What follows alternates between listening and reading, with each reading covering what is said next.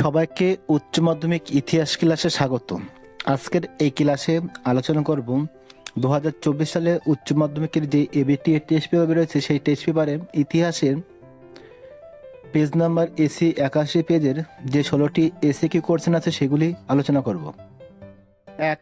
ভারতের কয়েকটি পর্তুগিজ বাণিজ্য কুঠির নাম লেখো। হুগলি, বোম্বাই, কোচিন ও বেসিন ইত্যাদি। 2. আফ্রিকা কেন অন্ধকারাচ্ছন্ন মহাদেশ নামে পরিচিত ছিল?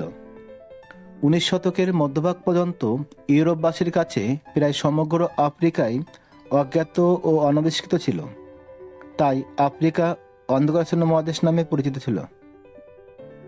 অথবা বর্ণ বৈষম্য নীতি কোন দেশে বলবৎ হয়? দক্ষিণ আফ্রিকায়। 3. সোশ্যাল ডারউইনবাদের প্রবক্তাকে? Herbert Spencer. 4. কোন ইউরোপীয় দেশ চীনের সঙ্গে প্রথম ব্যবসায়িক সম্পর্ক গড়ে তুলেছিল? পর্তুগিজরা। অথবা বক্সার প্রোটোকল কাদের মধ্যে সম্পাদিত হয়? 1901 খ্রিস্টাব্দে চীনে বক্সার বিদ্রোহের পরিপ্রেক্ষিতে 11টি বিদেশি শক্তির মধ্যে বক্সার প্রোটোকল স্বাক্ষরিত হয়। 5. 1813 খ্রিস্টাব্দ সনদ আইনের গুরুত্ব কী ছিল? 1. ভারতে ইস্ট ইন্ডিয়া কোম্পানির একচেটিয়া বাণিজ্যের অধিকার লোপ পায়। 2. বার্ষিক 1 লক্ষ টাকা ভারতীয় শিক্ষাখাতে ব্যয় করার কথা বলা হয়।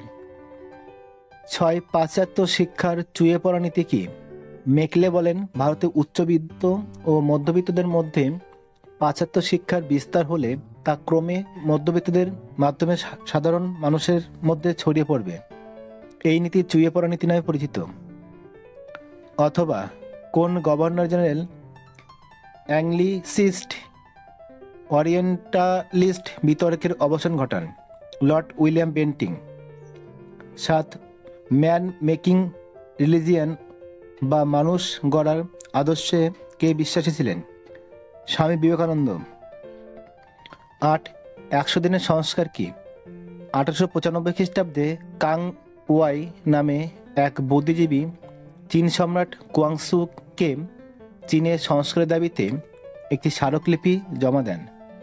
সেই মতো 1898 খ্রিস্টাব্দে চীনে 100 দিন ধরে এই সংস্কার কর্মসূচি পালিত হয়। একেই 100 দিবসের সংস্কার বলা হয়। অথবা কলকাতা বিশ্ববিদ্যালয়ের প্রথম উপাচার্য কে ছিলেন?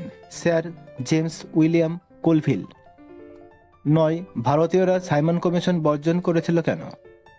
কারণ সাইমন কমিশনে কোনো ভারতীয় সদস্য ছিল না। কে কবে সাম্প্রদায়িক বাটোয়ারা নীতি ঘোষণা করেন? ব্রিটিশ প্রধানমন্ত্রী র্যামসে ম্যাকডোনাল্ড 1932 খ্রিস্টাব্দের 16 আগস্ট সাম্প্রদায়িক বাটোয়ারা নীতি ঘোষণা করেন। অথবা সত্যবিলোপ নীতি কে প্রবর্তন করেন? লর্ড ডালহৌসি। 11. দ্বিতীয় বিশ্বযুদ্ধের সময় জাপানের প্রধান কে ছিলেন? হিদেকি তোজো। 12. সুভাষচন্দ্র বসু কাকে পূর্ব এশিয়ার ভারতের স্বাধীনতা আন্দোলনের জনক বলে অভিহিত করেন? রাসবিহারী বসুকে। 13. বেষ্টনী নীতি বা সীমায়িতকরণের নীতি কি?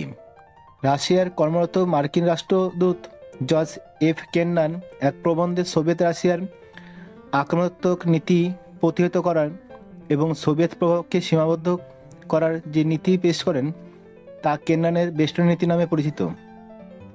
অথবা সম্মিলিত জাতিপুঞ্জের লক্ষ্য কী ছিল? যুদ্ধের হাত থেকে পৃথিবীকে রক্ষা করা এবং বিশ্বশান্তি ও নিরাপত্তা সুনিশ্চিত করা। 14. ইয়াসের আরাফত কে ছিলেন? প্যালেস্টাইন মুক্তি সংঘের নেতা ছিলেন ইয়াসের আরাফত। 15. স্বাধীন ভারতের প্রথম নির্বাচন কবে হয়েছিল? 1951 থেকে 1952 সালে। 16. স্বাধীন আলজেরিয়ার প্রথম রাষ্ট্রপতি কে ছিলেন? আহমেদ বেন বেল্লা। ক্লাসটি ভালো লাগলে লাইক করো, তোমাদের বন্ধুদের শেয়ার করো, আর যারা আমার এই চ্যানেলে নতুন তারা অবশ্যই চ্যানেলটিকে সাবস্ক্রাইব করো। আবার দেখা হবে পরের ক্লাসে। সে পর্যন্ত সবাই ভালো ও সুস্থ থেকো।